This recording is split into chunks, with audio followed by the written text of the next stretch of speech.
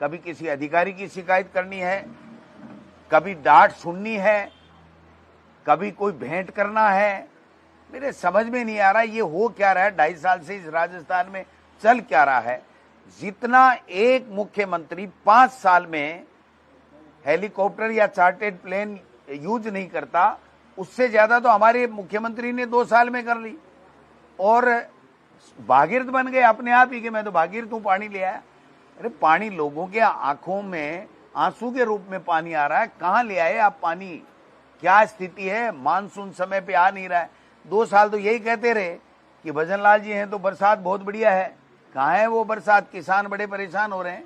तो ये जो समस्या है, इनके ऊपर अगर सुनवाई करती है सरकार, कोई भी कमेटी, चाहे कलेक्टर हो, चाहे संभागीय आयुक्त हो, तो कांग्रेस पार्टी वहां जाकर के लोगों के साथ में उनकी समस्याओं के समाधान के लिए वो मुद्दे उठाते। लेकिन हमें मजबूर होकर के ये कहना पड़ा कि ये चाहते हैं कि हम लोग वहां जाएं और कुछ लोग भारतीय जनता पार्टी और आरएसएस के लोग आ जाएं, फिर आपस में वहां विवाद हो, एक दूसरे की नुक्ताचीनी हो और हिंदू मुस्लिम और दूसरे तरीके की बातें करके, और ये पूरे प्रदेश में नफरत का माहौल फैलाना चाहते हैं, पूरे देश में नफरत का माहौल फैलाना चाहते हैं। इनको चाहिए कि किसानों की आमदनी की दुगुनी की जो बात की थी, लोगों को रोजगार की जो बात की थी, विदेश नीति की बात की थी, मैं समझता हूं उसके ऊपर तो कोई चर्चा ही नहीं है। आर्थिक नीति की बात थी, उसमें कोई चर्चा नहीं। और बड़े बड़े जो मंत्री इनके हैं, उनका पूरा का पूरा उनका हमारे अलवर सांसद का पूरा स्टाफ पूरा का पूरा चेंज किया जा रहा है। अरे भाई, आधे से ज्यादा तो मोदी जी आपके मंत्रियों को चेंज करने की, इनको बर्खास्त करने की आवश्यकता है। और 1 दर्जन तो यहां हैं जिनकी अमित शाह क्लास लगा रहे हैं, जिनको डांट फटकार रहे हैं कि तुम भ्रष्टाचार में लिप्त हो गए हो, तुम्हारी गवर्नेंस में कोई रुचि नहीं है, तुम गवर्नेंस दे ही नहीं सकते, उनको नहीं हटा रहे।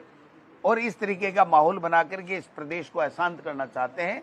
इसलिए मैं कहना चाहता हूं इस डबल इंजन की सरकार को कि आप ट्रस्टी हो, आप मालिक नहीं हो, मर्जी जैसे नहीं कर सकते हो। आप महाराष्ट्र में एमपीओ को तोड़ रहे हो, पश्चिम बंगाल में पार्टियों को तोड़ रहे हो, एमपीओ को ले जा रहे हो, एमएलए को ले जा रहे हो, लोगों को प्रलोभन दे रहे हो। इस संविधान की जो आत्मा है, जो दल बदल कानून हमारा लागू किया गया था, उसकी धज्जियां उड़ा रहे हो। वो काम कर करके अपने स्वार्थ सिद्धि करके, और मैं जो समझ रहा हूं कि ये इस तरीके के इस माहौल में ले जाना चाहते हैं, इस तरीके का सिस्टम डेवलप करना चाहते हैं, इस तरीके का संविधान संशोधन करना चाहते हैं कि दोबारा आपको और हमको वोट देने की आवश्यकता ही नहीं पड़े। और जिसकी मर्जी है जो खड़ा होगा, उनकी मर्जी है वो ही जीतेगा, और मर्जी है जैसे देश चलेगा, आपका सारे के सारे अधिकार पावर सीज हो जाएंगे। इस तरह की दिशा की ओर इस देश को और प्रदेश को ले जा रहे हैं, जो बहुत ही दुर्भाग्यपूर्ण है।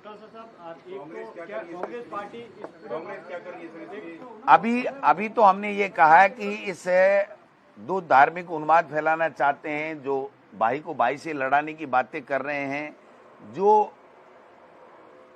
मेन मुद्दे हैं, लोगों की समस्याएं हैं, उन पे जो नहीं कर रहे हैं, उसके लिए हमने इनको चिट्ठी लिखी है कि ये बंद कीजिए आप। और आपने देखा होगा कि जो हॉस्पिटल के अंदर प्रसूताओं की मौत हो रही है, और बॉर्डर के ऊपर जिस प्रकार से धार्मिक उन्माद फैलाने के लिए चुन चुन करके निशाना बनाया जा रहा है, धार्मिक आस्थाओं के केंद्र, वो चाहे हिंदू हो, मुस्लिम हो, ईसाई हो, सबको चोट पहुंचाई जा रही है बिना कोई कानून के, बिना कोई उनकी सुनवाई के। उनके ऊपर भी हमने बड़ा एक कार्यक्रम, आपने देखा होगा, धरना प्रदर्शन किया था। और इसका रोड मैप हम तैयार कर रहे हैं, पूरे प्रदेश के अंदर अलग जगाएंगे, लोगों को साथ लेकर के उनके सुख दुख में भागीदार बनेंगे। उनके जो मुद्दे हैं, इनकी जो समस्याएं हैं, उनके समाधान के लिए कांग्रेस का हर कार्यकर्ता उनके साथ में खड़ा होगा। और 2028 में राजस्थान के अंदर इनका नामो निशान मिट जाएगा, भारतीय जनता पार्टी ढूंढी भी नहीं मिलेगी। जो सबसे बड़ा दुर्भाग्य है कि वोट लिए भाजपा के नाम से और राजस्थान के अंदर राज कर रहा आरएसएस, और ये नमूना, इससे बड़ा देश के अंदर कोई नमूना नहीं हो सकता कि एक कमेटी बना करके तो तमाम आरएसएस के लोग हैं। वो एक चिट्ठी थी ना जिसमें साफ लिखा है, ये जो हमारी डॉक्टर सूची चौहान है, वो आरएसएस के कार्यक्रम में भाग ले रही हैं। तो ऐसे आरएसएस की बैकग्राउंड के लोग, आरएसएस को मानने वाले लोग, उनकी पर्ची पे काम करने वाले लोग, उनके एजेंडे को पूरा करने वाले लोगों की ऐसे कमेटियां बना करके और पर्ची भेजती जाती है कि इस स्टेट में जाना है और आपको ये करना है। ये देश का दुर्भाग्य है कि ऐसे लोग सत्ता में बैठ गए जिनको न देश से मतलब है, न देशवासियों से मतलब है, अपनी सरकार, अपने पावर और अपनी जो सदारत से मतलब है, इसके अलावा कोई मतलब क्या कलेक्टर जो यूसीसी को लेकर जन सुनवाई कर रहे हैं, क्या कांग्रेस पार्टी अपने प्रतिनिधि भेज रही है? नहीं भेज रहे हैं। हम जाकर के वहां अगर कोई जा रहा है तो ये कह रहे हैं कि आपके हैसियत से कौन से ड्राफ्ट पे चर्चा कर रहे हो, आज जो पेन ड्राइव लेकर के, जो पीपीटी लेकर के आए हो, इस पे हम लोग कोई चर्चा नहीं करेंगे। हमें आप बताइए, लोग परेशान हैं, खाद बीज सही नहीं मिल रहा है, पूरा का पूरा जो है समय पे भी नहीं मिल रहा है, लोग परेशान हैं, किसान परेशान हैं, कहीं बरसात नहीं है, कहीं ज्यादा बरसात है, कहीं अपराध बढ़ रहे हैं, कहीं बच्चों स्कूल में बच्चे नहीं हैं, कहीं बैठने के लिए भवन नहीं है, कहीं टीचर नहीं है। तो उनके ऊपर आप अगर चर्चा करोगे तो हम लोग चर्चा करने को तैयार हैं, लेकिन प्रशासन उसके ऊपर चर्चा नहीं कर रहा है।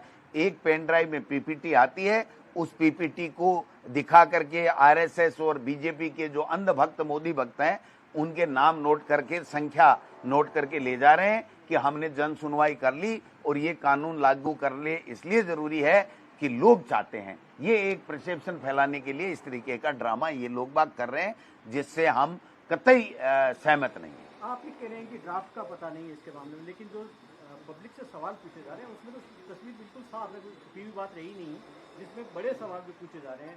उसमें पूछे जा रहे हैं कि बहु विवाह होना चाहिए, नहीं, आप इससे सहमत है नहीं है, तलाक के मामले को लेकर पूछा जा रहा है, उत्तराधिकार किस हैसियत से? जिसको आप बताइए भवानी जी, कौन से कानून में इनको क्या अधिकार मिला हुआ है, ये बता दीजिए कि ये क्या होना चाहिए, क्या नहीं। फिर ये सवाल क्यों नहीं पूछे जा रहे कि लोगों को पेंशन समय पे मिल रही है कि नहीं मिल रही है, लोगों का इलाज हो रहा है कि नहीं हो रहा है, लोग सड़क के लिए, बिजली के लिए, पानी के लिए परेशान है, क्या उसके ऊपर चर्चा नहीं करनी चाहिए, उनके ऊपर सवाल नहीं पूछने चाहिए? क्या इस यूसीसी के लिए तीसरी बार मोदी जी को प्रधानमंत्री बनाया है? आप बताइए कि पीएम केयर फंड में क्या घोटाले हो रहे हैं। आज राजस्थान के अंदर कोई सा डिपार्टमेंट ले लीजिए, तबादला उद्योग चल रहा है, पैसे ले लेकर के 3-3 जगह पर्चियां कट रही हैं, बेचारे लोग परेशान हो रहे हैं। उस पे सवाल क्यों नहीं होना चाहिए, इस पे सवाल क्यों होना चाहिए? और अगर आपका कोई कानून है तो भारत सरकार अगर कानून लेकर के आती है तो जो कमेटियां बनी हुई हैं लोकसभा और राज्यसभा के अंदर एमपी की, उन कमेटियों में आप चर्चा कराइए। हमारे यहाँ आ रही है तो विधानसभा से पहले जो है वो कमेटियों में चर्चा कराइए। जब तक हमें ही पता नहीं क्या आ रहा है तो आम जनता को क्या पता होगा? हम चुने हुए जनप्रतिनिधि हैं, उनके गुलाम नहीं हैं। हम चुने हुए जनप्रतिनिधि हैं, पहले हमको कौन सा ड्राफ्ट दिया आप बताइए। हम नेताओं को, जनप्रतिनिधियों को, एमएलए और एमपी को बुला रहे हैं, तो आप बताइए कि हमारे एमएलए और एमपी के पास में उन्होंने कौन सी चिट्ठी भेजी, कौन सा उन्होंने ड्राफ्ट भेजा कि साहब ये धाराएं, ये कानून बनेगा, इसमें ये चीज होंगी।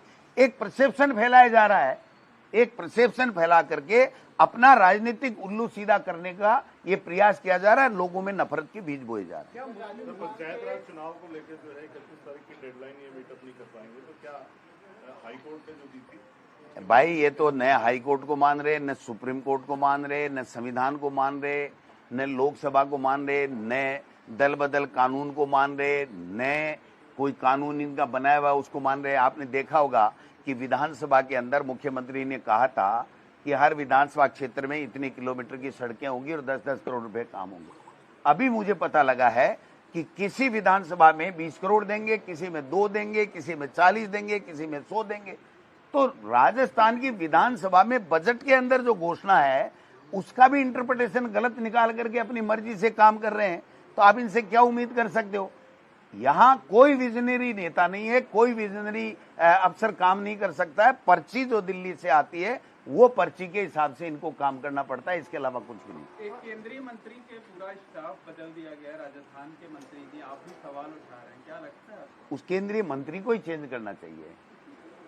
जो वहां पर जो एरिया क्या बोलते हैं उसको, हाँ टाइगर है, हाँ वो जो चेंज किया गया, उसका एरिया चेंज किया गया। फिर अरावली को खोला जा रहा था, अरावली की सुप्रीम कोर्ट में गलत रिपोर्ट प्रस्तुत करा करके छिपा करके जो ऑर्डर लिया गया और फिर राजस्थान के अंदर बवाल मचा, पूरे हिंदुस्तान में पर्यावरण प्रेमी और लोग जगे, तब जाकर के आप लोगों ने, मीडिया ने सहयोग दिया, तब उसको सुप्रीम कोर्ट से दोबारा रुकवा दिया गया।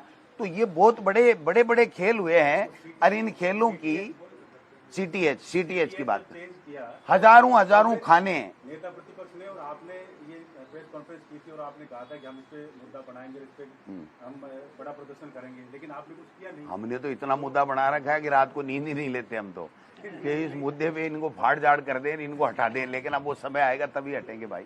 हम तो बात कर सकते हैं, आपके माध्यम से जनता तक जा सकते हैं, संघर्ष कर सकते हैं। हमने वहां पर, आपने देखा होगा कितना बड़ा प्रदर्शन अलवर के अंदर, भंवर जितेंद्र सिंह जी और टीकाराम जूली जी, हम सब लोग थे। अशोक गहलोत साहब रोजाना बताते ही हैं कि भाई अनुभव के आधार के ऊपर कि किस प्रकार से ये लोग बाग बेईमानी कर रहे हैं। आज भी जो मंदिर के आस्था के वहां पर राम मंदिर में चंदा चोरी चल रहा है। एक वीडियो मैंने देखा कि वो अगला कह रहा था कि मैं तो फ्री में ही पत्थर दे रहा था, इन्होंने तो वो जो मैं फ्री में दे रहा हूँ 500 रुपये के हिसाब से लिया है। तो ये तो बहुत लंबा चल रहा है, किसी को हटा रहे हैं, किसी को ला रहे हैं, पता नहीं पूरा का पूरा ही गड़बड़ जाला। पहले तो जब आडवाणी जी एक्टिव थे तब तो घाघरा लुगड़ी वो पहन के नाच के ईंटों के नाम से चांदी फलान ढीगड़ कपड़े पता नहीं क्या क्या लिया था, वो कहाँ गया आज तक किसी ने बताया नहीं। और अब राम मंदिर के नाम से कितना चोरी हुआ है, भोग में चोरी, निर्माण में चोरी, जमीन में चोरी, पता नहीं कितने कितने, ये तो छोटे छोटे कहां से इकट्ठे हो गए पता ही नहीं चल रहा है।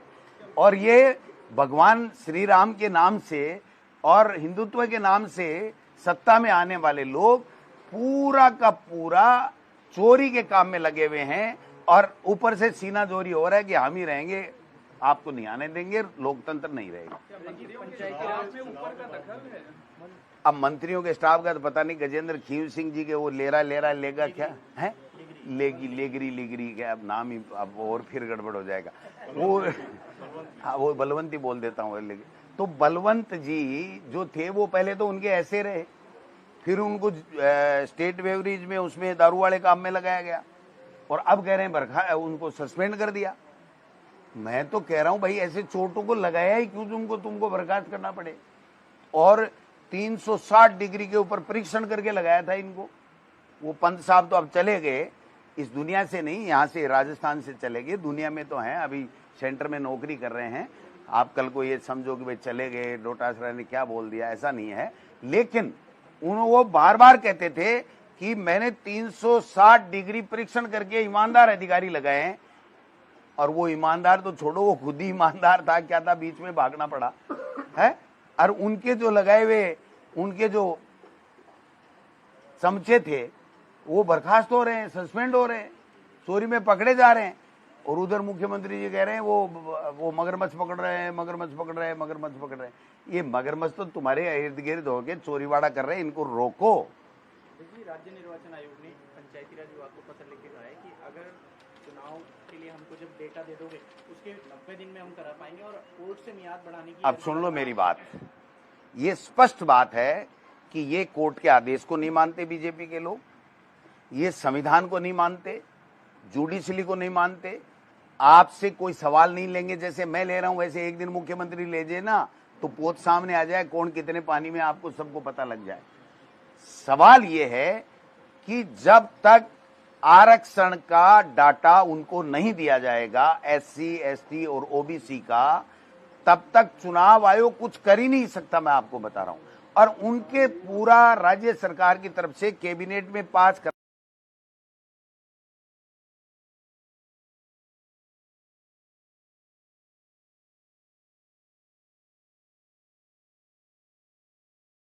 के एससी, एसटी और ओबीसी का एक एक इकाई वाइज जब ये सर्वे दे देंगे, उसके बाद में चुनाव आयोग को मिनिमम एक चुनाव कराने के लिए, नगर निकाय का चुनाव कराने के लिए मिनिमम 45 दिन चाहिए और पंचायत राज का कराने के लिए 45 डेज चाहिए। एक साथ दोनों हो नहीं सकते। तो इनका उद्देश्य यही है कि बचते रहो, राजस्थान को लूटते रहो, चुनाव से बचते रहो, राजस्थान को लूटते रहो। एक एजेंडे के ऊपर ये बीजेपी की पर्ची सरकार काम कर रही है। आज जयपुर में भाई साहब इस सरकार की बहुत बुरी हाल है, इनके मंत्रियों के बहुत बुरे हाल हैं, इनके एमएलए के बुरे हाल, जनता के तो और ही बुरे हाल हैं। तो अब सड़कें क्या करें?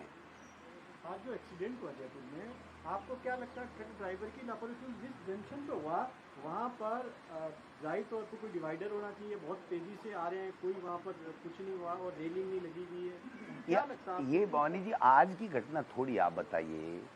एक टैंकर में आग लग गई, कितने लोग मर गए, आईसीयू में आग लग गई, जैसलमेर में, जोधपुर में वहाँ बस में आग लग गई, रोजाना मर्डर हो रहे हैं, भरतपुर में हो गया, जोधपुर में हो गया, यहाँ पर हो गया, बजरी माफिया जो है पुलिस वालों को मार रहे हैं, यहाँ सीएम के काफिले में चलने वाले लोग ही लोगों पे गरम तेल उड़ेल रहे हैं। एक एएसआई की पहले हत्या हो गई। ये तो मैं कह रहा हूँ सरकार नहीं सर्कस है और पोपा भाई का राज है, इनको तो कोई लेना देना ही नहीं है।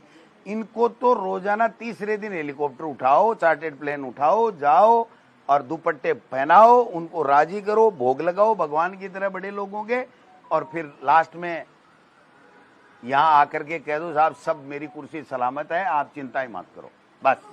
सर एक जो नर्सिंग कर्मी था जी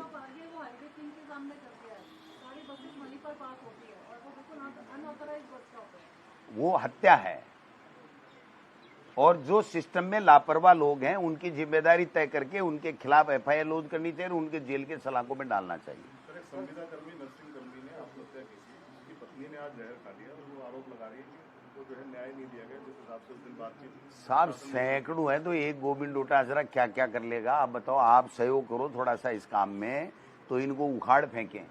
अब हम तो वो लोग तो है नहीं कि महाराष्ट्र में एमपीओ को जैसे उठा दिया, महाराष्ट्र में सरकार गिरा दी, मध्य प्रदेश में सरकार गिरा दी, वहां पर जो है वो उसमें हमारे कर्नाटक में सरकार गिरा दी। वैसे तो हम कर नहीं सकते, हम तो आपके साथ मिलकर के जनता की लड़ाई लड़ सकते हैं और उसके लिए हमारी कांग्रेस पार्टी सब एकजुटता के साथ में जनता के मुद्दों के ऊपर जनता के लिए संघर्ष के लिए तैयार है। रोजाना आप देख ही रहे हो, कर ही रहे हैं, करते रहेंगे। सर एक पेट्रोल का जो E2 वाला जो चल रहा है उस पर भी अपनी प्रतिक्रिया दी थी। अब भाई इनके सब माल नकली है, इनका एक भी असली माल नहीं है। अब उसको चाहे इथोलोन को ले लो, चाहे इनकी सरकारों को ले लो, चाहे इनके और कोई को ले लो। अब जब आप बताओ कि राम मंदिर के अंदर एक आदमी खान मालिक ये कह रहा है कि मेरे पास आए थे, मैंने फ्री में राम मंदिर के लिए पत्थर देने के लिए तैयार हो गया था, जो फ्री में दे रहा था वो 500 रुपए के हिसाब से पता नहीं क्या टन था क्या था, उसी 100 रुपए का 500 रुपए के अंदर माल उन्होंने लिया और बिल बाउचर लगा करके लूट के राम मंदिर कोई नहीं छोड़ा। तो ये देश को क्या छोड़ेंगे? आप समझिए बात।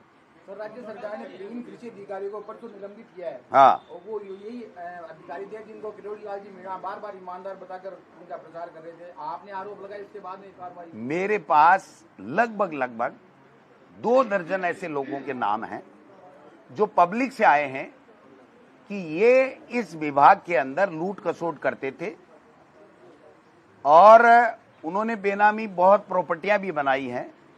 एसीबी जांच कर रही है, दूध का दूध पानी का पानी उम्मीद करते हैं होगी, लेकिन मंत्री जी को पाक एंड साफ होने के लिए, अपना दामन साफ दिखाने के लिए उनको जितने भी छापे उन्होंने डाले हैं, उन छापों के अंदर जो जो लोग साथ थे उन सब की डिटेल एसीबी को देकर के उनकी जांच करानी चाहिए और डिपार्टमेंट के स्तर के ऊपर भी उनको पहल करके ये काम करना चाहिए। तब जो इमेज उन्होंने अपनी बनाई थी वो सही थी गलत थी मैं उसमें नहीं जाता, वो इमेज थोड़ी बहुत बच सकती है, वरना तो ये क्लियर हो रहा है दिन प्रतिदिन जो खुलासे हो रहे हैं कि यहां तो दाल में काला नहीं, दाल ही काली थी और सारे लोग इस लूट खसोट में लगे हुए थे। Thank you.